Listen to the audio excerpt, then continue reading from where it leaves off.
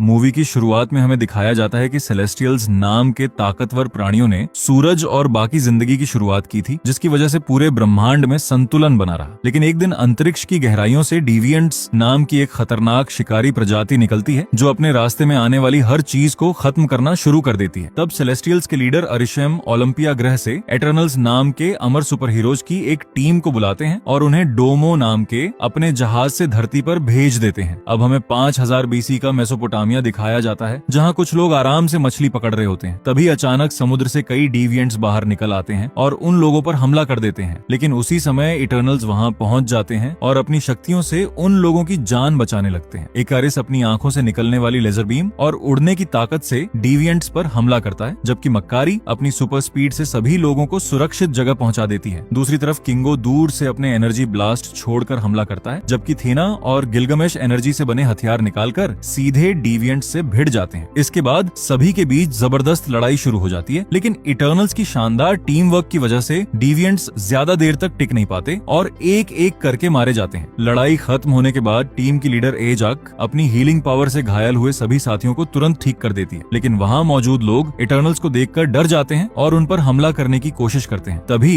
ड्रुइग अपनी mind control करने वाली शक्ति का इस्तेमाल करके सभी लोगों को शांत कर देता है। इसके बाद सर्सी एक साधारण पत्थर के चाकू को असली धातु के चाकू में बदल देती है, ताकि लोगों को यकीन हो जाए कि वे उनकी मदद करने आए हैं, नुकसान पहुंचाने नहीं। इसके बाद कई साल बीत जाते हैं और अब हमें आज का समय दिखाया जाता है, जहां सभी इटर्नल्स आम इंसानों की तरह अलग अलग जगहों पर अपनी जिंदगी जी रहे होते हैं। लंदन में सर्सी अपनी क्लास लेने पहुंचती है, लेकिन वहां उसका बॉयफ्रेंड डैन उसकी जगह बच्चों को पढ़ा रहा होता है। तभी अचानक एक जोरदार भूकंप आता है। सर्सी तुरंत सभी छात्रों को मेज के नीचे छिपने के लिए कहती है और अपनी शक्ति से गिरते हुए मलबे को एक छात्र के ऊपर गिरने से रोक देती है। इसी दौरान पास की नदी में एक कुत्ता देखता है कि एक डिविएंट नदी से बाहर निकल रहा है। शाम को सर्सी अपने कुछ दोस्तों के साथ डेन का जन्मदिन मनाती है। वहीं स्प्राइट अपने ऊपर इल्यूजन डालकर खुद को बड़ी उम्र की दिखाती है, क्योंकि उसका दिमाग तो बड़ा होता रहता है, लेकिन उसका शरीर कभी नहीं बदलता। लेकिन जैसे ही कोई उसे छूता है, उसका इल्यूजन टूट जाता है और वह अपनी असली शक्ल में वापस आ जाती है। तभी डेन सर्सी से उसके साथ रहने के लिए कहता है, लेकिन सर्सी इस बात के लिए मना कर देती है। अब डेन को शक होने लगता है कि सर्सी उससे कोई बड़ा राज छिपा रही है, क्योंकि स्प्राइट भी हमेशा अजीब अजीब बातें करती रहती है। पार्टी खत्म होने के बाद तीनों घर लौट रहे होते हैं। तभी अचानक क्रो नाम का एक विशाल डिविएंट उन पर हमला कर देता है। सर्सी अपनी शक्ति से उसे जमीन में फंसा देती है, लेकिन क्रो खुद को छुड़ाकर सड़क की तरफ भाग जाता है। तभी स्प्राइट अपने इल्यूजन से अपनी और सर्सी की कई तस्वीरें बना देती है, ताकि क्रो कंफ्यूज हो जाए। लेकिन क्रो सबको हैरान कर देता है, क्योंकि वह असली सर्सी और स्प्राइट को पहचान लेता है, जबकि पहले कोई भी डिविएंट ऐसा नहीं कर सकता था। जब क्रो स्प्राइट को मारने ही वाला होता है, तभी इकारिस वहां पहुंचकर उसे बचा लेता है और सीधे क्रो से लड़ने लगता है। उनकी लड़ाई के दौरान एक बस पलट जाती है, इसलिए सर्सी अपनी शक्ति से उसे गुलाब की पंखुड़ियों में बदल देती है, जिससे बड़ा हादसा होने से बच जाता है। तभी क्रो एक बार फिर सबको चौंका देता है, क्योंकि वह अपनी चोटों को खुद ही ठीक कर लेता है। फिर भी इकारिस उस पर भारी पड़ता है, इसलिए क्रो नदी में कूदकर वहां से भाग निकलता है। इसके बाद सर्सी डेन को अपनी असली पहचान का पूरा सच बता देती है। डेन उससे पूछता है कि जब इंसानों के साथ इतने बड़े बड़े हादसे हुए, तब उन्होंने कभी किसी की मदद क्यों नहीं की। तब सर्सी बताती है कि उन्हें साफ आदेश दिया गया था कि वे इंसानों के किसी भी फैसले या लड़ाई में कभी बीच में नहीं पड़ेंगे, ताकि इंसान अपनी दुनिया खुद बना सके। साथ ही डिविएंट्स को खत्म करने के बाद उन्हें बस धरती पर इंतजार करने के लिए कहा गया था, जब तक उन्हें वापस घर बुलाने का समय न आ जाए। सर्सी ये भी बताती है कि वो और इकारिस कई सदियों तक एक दूसरे के साथ थे, लेकिन बाद में उनका रिश्ता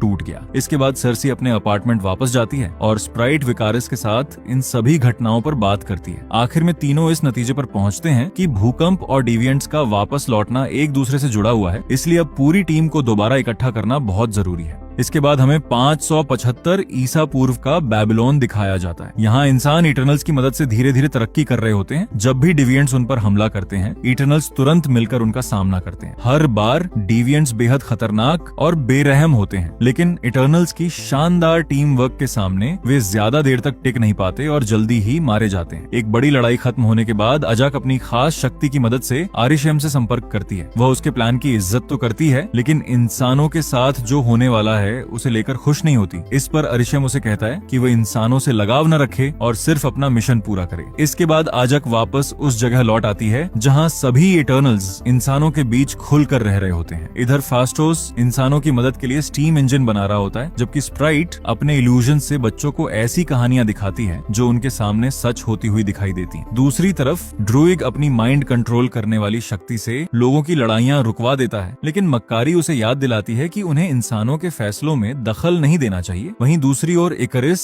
और सर्सी साथ में समय बिताते बिताते एक दूसरे से प्यार करने लगते हैं और धरती की खूबसूरती के बीच अपने प्यार का इजहार भी कर देते हैं। कई साल बाद गुप्ता एम्पायर के समय दोनों शादी भी कर लेते हैं। अब कहानी वापस आज के समय में आ जाती है। सर्सी, स्प्राइट और इकारिस साउथ डकोटा में मौजूद अजक के फार्म हाउस पहुंचते हैं, लेकिन वहां पहुंचकर वे देखते हैं कि अजक की लाश उसके घर के बाहर पड़ी हुई है। स्प्राइट रो पड़ती है और अपने इल्यूजन की मदद से अजाक की यादें दिखाती है। तभी सभी इस नतीजे पर पहुंचते हैं कि क्रो ने अजाक की शक्तियां अपने अंदर खींच ली थीं, इसलिए अब वह अपनी चोटें खुद ठीक कर पा रहा है। जब सर्सी अजाक के शरीर के पास जाकर उसे आखिरी बार देखती है, तभी सेलेस्टियल्स की दी हुई खास स्टोन उसके शरीर से निकलकर सर्सी के अंदर चली जाती है। उसी पल सर्सी को एक पल के लिए अरिशम दिखाई देता है, जो उससे सिर्फ इतना कहता है, अब समय बहुत करीब आ चुका है। इसके बाद वह गायब हो जाता है। स्प्राइट समझ जाती है कि आजक ने सर्सी को अपना नया लीडर चुन लिया है, लेकिन इकारिस को डर होता है कि कहीं यह महाड वेरी की वजह से तो नहीं हुआ।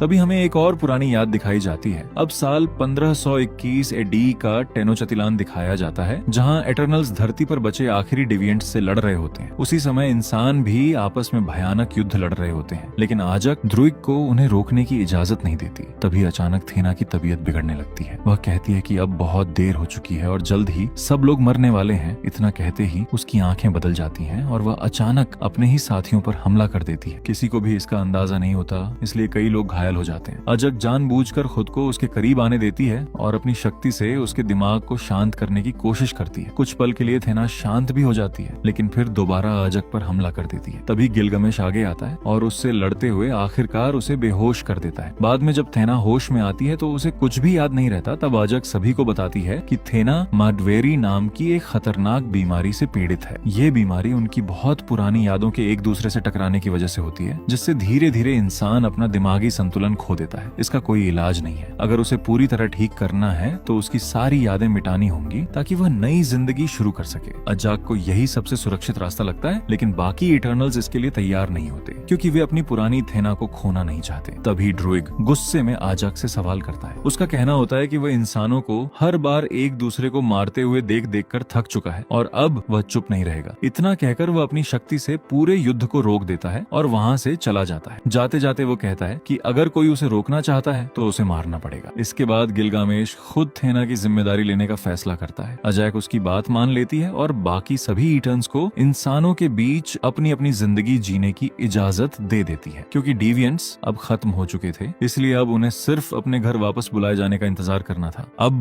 कहानी फिर से आज के समय में लौट आती है। सर्सी, स्प्राइट और इकारिस मुंबई पहुंचते हैं, जहां किंगो अब बॉलीवुड का बहुत बड़ा सुपरस्टार बन चुका होता है। उसका भरोसेमंद असिस्टेंट करुण कई सालों से उसका राज जानता है। तीनों उसे पूरी बात बताते हैं, लेकिन किंगो पहले उनके साथ जाने से मना कर देता है, क्योंकि उसे अपनी नई जिंदगी बहुत पसंद आने लगी थी। तभी करुण उसे समझाता है कि दुनिया उसे एक हीरो मानती है, इसलिए उसे फिर से लोगों की मदद करनी चाहिए। इतना ही नहीं, करुण खुद भी उनके साथ चलने का फैसला करता है ताकि पूरी यात्रा को डॉक्यूमेंट्री की तरह रिकॉर्ड कर सके। इसके बाद सभी किंगो के प्राइवेट जेट से ऑस्ट्रेलिया के लिए निकल पड़ते हैं। रास्ते में स्प्राइट किंगो से नाराज होती है कि उसने शोहरत के लिए उसे छोड़ दिया, लेकिन किंगो बताता है कि वह स्प्राइट की कहानियों से प्रेरित होकर ही एक्टर बना था। ऑस्ट्रेलिया पहुंचने के बाद सभी मरे हुए डिविएंट्स के निशानों का पीछा करते हुए थेना और गिलगमेश के घर तक पहुंच जाते हैं। गिलगमेश अब शानदार खाना बनाना सीख चुका होता है और पूरे घर का ध्यान रखता है, जबकि थेना अपना ज्यादातर समय अजीब और डरावनी तस्वीरें बनाने में बिताती है। जैसे ही वह बाकी इटर्नल्स को देखती है, उसे फिर से मडवेरी का दौरा पड़ता है और वे कहने लगती है कि जल्द ही पूरी दुनिया खत्म होने वाली है। इतना कहकर वह उन पर हमला करने की कोशिश करती है, लेकिन गिलगामेश उसे रोक लेता है। वहीं स्प्राइट अपने इल्यूजन की मदद से उसे उसकी असली पहचान याद दिलाती है और कुछ देर के लिए उसका दिमाग फिर से शांत हो जाता है। इसके बाद सर्सी थेना की बनाई हुई तस्वीरों को ध्यान से देखती है। उन तस्वीरों में ऐसी चीजें बनी होती हैं जिन्हें देखकर उसे महसूस होता है कि शायद थेना की बातें झूठ नहीं है, लेकिन सर्सी अभी भी अरिशम से दोबारा संपर्क नहीं कर पा रही होती, तभी गिलगामेश उसे हिम्मत देता है और कहता है कि हर सवाल का जवाब ताकत से नहीं बल्कि ध्यान से सुनने पर मिलता है। इसके बाद सेर्सी शांत होकर बैठ जाती है। तभी उसके अंदर मौजूद सेलेस्टियल स्टोन एक्टिव हो जाता है और अगले ही पल वो खुद को अरिशेम के सामने खड़ी पाती है। अरिशेम उसे बताता है कि अब इमरजेंस शुरू होने वाला है। इसके बाद वो इटर्नल्स के असली मकसद का खुलासा करता है। वह बताता है कि इटर्नल्स को धरती पर इंसानों की रक्षा करने के लिए नहीं बल्कि सेलेस्टियल टियामुट के जन्म की तैयारी करने के लिए भेजा गया था। हर कुछ हजार सालों में एक नया सेलेस्टियल पैदा होता है और यही प्रक्रिया पहले भी कई दूसरे ग्रहों पर हो चुकी है। नए सेलेस्टियल का जन्म तभी हो सकता है जब किसी ग्रह पर समझदार जिंदगी काफी संख्या में बढ़ जाए, लेकिन डिविएंट्स के हमलों की वजह से यह प्रक्रिया रुक गई थी।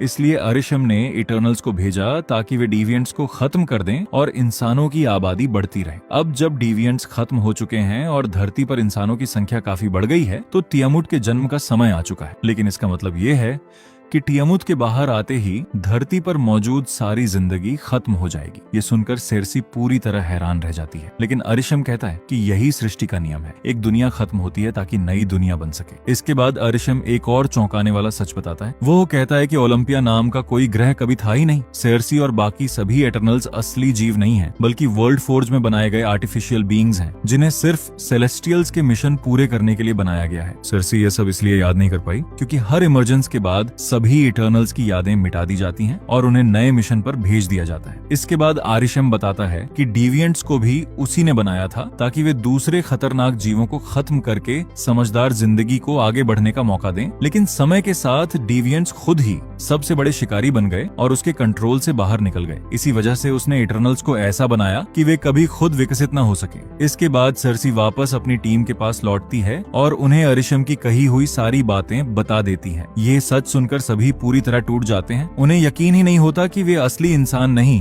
बल्कि बनाए गए आर्टिफिशियल बीइंग्स हैं। तभी उन्हें समझ आता है कि थेना की बीमारी महज वेरी नहीं बल्कि उनकी पुरानी यादों का वापस लौटना था। अब सभी फैसला करते हैं कि चाहे कुछ भी हो जाए वे धरती और यहाँ रहने वाले लोगों को बचाएंगे। इसके लिए वे ड्रूग के पास जाने का फैसला करते हैं क्योंकि शायद वह अपनी माइंड कंट्रोल वाली शक्ति से टियामुट को रोक सके। इसके बाद सभी अमेज़न जंगल पहुंचते हैं। यहाँ ड्रूइग एक छोटे से गांव में रह रहा होता है जहाँ उसकी शक्ति की वजह से सभी लोग बिना किसी लड़ाई झगड़े के शांति से रहते हैं। लेकिन जब सेर्सी उसे पूरी बात बताती है तो ड्रूइग उनकी मदद करने से साफ मना कर देता है। उसका कहना होता है कि जब उनकी पूरी जिंदगी ही एक झूठ निकली तो अब किसी मिशन का कोई मतलब नहीं बचता। रात होने पर किंगो स्प्राइट से कहता है कि वह जानता है स्प्राइट हमेशा से इकारिस से प्यार करती थी लेकिन अपने बच्चे जैसी शक्ल की वजह से कभी उससे अपने दिल की बात नहीं कह पाई। स्प्राइट उसकी बात सुनकर भावुक हो जाती है, लेकिन तभी उसे पता चलता है कि करून कैमरे में यह सब रिकॉर्ड कर रहा है। गुस्से में आकर वो कैमरा तोड़ देती है। दूसरी तरफ सेर्सी डेन को फोन करके उसका हाल चाल पूछती है। ये देखकर इकारिस के चेहरे पर जलन साफ दिखाई देती है। सेर्सी उससे पूछती है कि उसने उसे छोड़कर जाने का फैसला क्यों किया था। इकारिस जवाब देने ही वाला होता है कि तभी अचानक क्रो वहां पहुंच जाता है और उस पर हमला करके उसे अपने साथ ले जाता है। उसी समय कई डिविएंट्स गांव पर हमला कर देते हैं। इटर्नल्स बिना समय गंवाए लड़ाई शुरू कर देते हैं। सेर्सी सबसे पहले एक इमारत को मजबूत बना देती है ताकि गांव वाले उसके अंदर सुरक्षित रह सकें। इसके बाद वह कई बड़े पेड़ों को गिराकर डिविएंट्स के ऊपर फेंक देती है। ड्रिक गांव के लोगों को अपनी शक्ति से कंट्रोल करके एक साथ लड़ाई में उतार देता है, लेकिन सेर्सी उसे तुरंत रोक देती है और कहती है कि गांव वालों की जान खतरे में नहीं डालनी चाहिए। फिर ड्रिक सभी लोगों को सुरक्षित जगह भेज देता है। दूसरी तरफ किंगो अपनी पूरी ताकत इकट्ठा करके एक जबरदस्त एनर्जी ब्लास्ट छोड़ता है जिससे एक डिविएंट का सिर उड़ जाता है। वहीं इकारिस की लड़ाई क्रो से हो रही होती है। क्रो उसे जमीन पर गिराकर उसकी शक्तियां अपने अंदर खींचने की कोशिश करता है। तभी गिलगामेश वहां पहुंच जाता है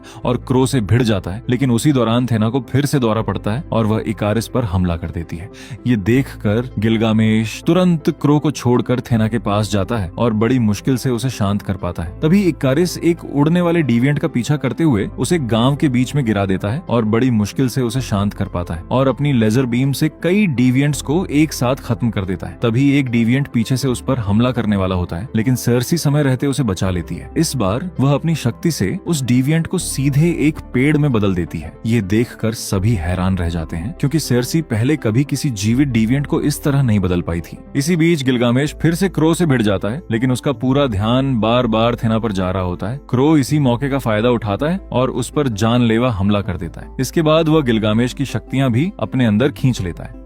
ऐसा करते ही क्रो का शरीर बदलने लगता है और अब वह पहले से ज्यादा इंसानों जैसा दिखाई देने लगता है। इतना ही नहीं, अब वह अंग्रेजी में बात भी करने लगता है। वो इटर्नल्स पर आरोप लगाता है कि असली कातिल वही है, क्योंकि उन्होंने उसकी पूरी जाति को खत्म कर दिया। तभी इकारिस दोबारा उस पर हमला करने पहुंचता है, लेकिन क्रो वहां से भाग निकलता है। इसके बाद थीना गिलगमेश के पास पहुंचती है। गिलगमेश उसकी गोद में दम तोड़ देता है और मरने से पहले उससे सिर्फ इतना कहता है कि हमेशा याद रखना। बाद में सभी मिलकर गिलगामेश का अंतिम संस्कार करते हैं और थीना उसकी राख नदी में बहा देती है। अब ड्रूक को भी समझ आ जाता है कि अगर वह सबके दिमाग को कंट्रोल करेगा तो उसमें और डिविएंट्स में कोई फर्क नहीं रहेगा। इसलिए वह आखिरकार टीम के साथ जुड़ने के लिए तैयार हो जाता है, लेकिन वह साफ कहता है कि उसकी शक्ति किसी सेलेस्टियल के दिमाग को कंट्रोल करने के लिए काफी नहीं है, इसलिए अब उन्हें फास्टोस की जरूरत पड़ेगी। इसके बाद हमें 1945 का हिरोशिमा दिखाया जाता है। परमाणु बम गिरने के बाद हर तरफ तबाही मची हुई होती है। फास्टोस ये सब देखकर पूरी तरह टूट जाता है। वह आजक से कहता है कि उसने इंसानों को आगे बढ़ने में मदद की, नई नई टेक्नोलॉजी दी, लेकिन इंसानों ने उसी का इस्तेमाल एक दूसरे को खत्म करने के लिए किया। इसी दिन उसका इंसानियत से भरोसा उठ जाता है और वह सबसे दूर जाने का फैसला कर लेता है। अब कहानी फिर से आज के समय में लौट आती है। टीम शिकागो पहुंचती है और वहां जाकर सभी हैरान रह जाते हैं, क्योंकि फास्टोस अब अपने पति और बेटे के साथ एक खुशहाल जिंदगी जी रहा होता है। जब उसे पूरी सच्चाई पता चलती है तो वह बताता है कि उसके पति ने ही उसे दोबारा इंसानों पर भरोसा करना सिखाया था, लेकिन वह अपने परिवार को छोड़कर इतने खतरनाक मिशन पर जाने के लिए तैयार नहीं होता। तभी उसका पति उसे समझाता है कि अगर उन्होंने आज कुछ नहीं किया तो उनके बेटे का भी कोई भविष्य नहीं बचेगा। ये बात सुनकर फास्टोस भी टीम का साथ देने के लिए तैयार हो जाता है। इसके बाद सभी इराक पहुंचते हैं, जहां वे अपनी शक्तियों की मदद से डोमो को जमीन के नीचे से बाहर निकालते हैं। वहीं उन्हें मक्कारी मिलती है, जो इतने सालों से उसी जहाज में रह रही होती है और सिर्फ जरूरत का सामान लाने के लिए बाहर निकलती थी। इसके बाद फास्टोस एक नया प्लान बनाता है। वो यूनिमाइंड नाम का तरीका बताता है, जिसकी मदद से सभी इटर्नल्स अपनी शक्तियां एक जगह जोड़ सकते हैं। अगर ऐसा हो गया तो ड्रूइग अपनी पूरी ताकत लगाकर टियामुट के दिमाग को कंट्रोल करने की कोशिश कर सकता है। लेकिन किंगो को इस प्लान पर भरोसा नहीं होता। वह और स्प्राइट दोनों कहते हैं कि वे इकारिस का फैसला मानेंगे, क्योंकि उन्हें लगता है कि वही सही रास्ता चुनेगा। तभी इकारिस किंगो की तरफ देखकर कहता है कि वो उसे उतना नहीं जानता जितना वह समझता है। इसके बाद हमें 6 दिन पहले की घटना दिखाई जाती है। अजक इकारिस से मिलने आती है और उसे बताती है कि इमरजेंस का समय आखिरकार आ चुका है। इसी दौरान पता चलता है कि इकारिस शुरू से ही इस पूरे मिशन की सच्चाई जानता था, लेकिन इतने साल इंसानों के साथ रहने के बाद अजक अपना फैसला बदल चुकी होती है। अब उसका मानना होता है कि धरती और यहाँ रहने वाले लोग बचाए जाने के लायक हैं। तभी इकारिस उससे कहता है कि पहले वह उसे कुछ दिखाना चाहता है। इसके बाद वह अजक को अलास्का लेकर जाता है। वहाँ एक जमी हुई झील के पास कई डिविएंट्स दोबारा दिखाई देते हैं। इकारिस बताता है कि ये डिविएंट्स सदियों से बर्फ के अंदर जमे हुए थे, लेकिन धरती का तापमान बढ़ने और इमरजेंस करीब आने की वजह से बर्फ पिघल गई और ये दोबारा जिंदा हो गए। तभी इकारिस अपनी असली सच्चाई बताता है। वो कहता है कि वह आज भी अरिशम के मिशन के साथ है और कभी उसके खिलाफ नहीं जाएगा। इतना कहकर वह आजक को धक्का देकर झील में गिरा देता है। अगले ही पल क्रो वहां पहुंच जाता है और आजक की शक्तियां अपने अंदर खींच लेता है। इसके बाद इकारिस आजक की लाश को उसके फार्म हाउस के बाहर छोड़ देता है, ताकि बाद में सर्सी उसे वहीं पाए। वहां से जाते समय दुख और बेचैनी में उसकी आंखों से निकली लेजर बीम की वजह से आसपास आग भी लग जाती है। अब कहानी फिर से वर्तमान में लौट आती है। इकारिस सर्सी से कहता है कि वह आज भी उससे प्यार करता है। सर्सी बिना कुछ कहे उसका हाथ पकड़ लेती है। तभी उसके अंदर मौजूद सेलेस्टियल स्टोन फिर से चमकने लगता है, जिसका मतलब साफ था कि इमरजेंस शुरू होने में अब बहुत कम समय बचा है। इसके बाद फास्टोस मकरी को इमरजेंस की सही जगह ढूंढने के लिए भेजता है। मक्कारी अपनी सुपर स्पीड से पूरी धरती का चक्कर लगा लेती है और आखिरकार पता लगा लेती है कि इमरजेंस हिंद महासागर में मौजूद एक सक्रिय ज्वालामुखी के अंदर होने वाला है। तभी अचानक इकारिस अपना आर्मर पहन लेता है और कहता है कि काश अजाक ने सेर्सी को अपना नया लीडर न चुना होता। इतना कहते ही वह सब पर हमला कर देता है और सच्चाई बता देता है कि बेबीलोन छोड़ने के बाद से ही उसे सब कुछ पता था। तभी बाकी एटर्नल्स को भी समझ आ जाता है कि अजाक का असली कातिल कोई और नहीं बल्कि इकारिस ही था। उसी समय मक्कारी भी वापस लौट आती है और जैसे ही इकारिस उस पर हमला करने की कोशिश करता है, किंगो उसके सामने आकर वॉर अपने ऊपर ले लेता है। अब किंगो भी इकारिस को अपना लीडर नहीं मानता और उससे लड़ने के लिए तैयार हो जाता है, लेकिन तभी स्प्राइट सबको चौंका देती है। वो कहती है कि वो इकारिस के साथ है और अपने इल्यूजन्स का इस्तेमाल करके दोनों को वहां से निकलने का मौका दे देती है। इसके बाद किंगो कहता है कि वो इस लड़ाई का हिस्सा नहीं बनेगा। उसका मानना होता है कि अगर सेलेस्टियल्स का जन्म रुक गया तो भविष्य में नई दुनिया और नए ग्रह भी नहीं बन पाएंगे। इसलिए वह करुण के साथ वहां से चला जाता है।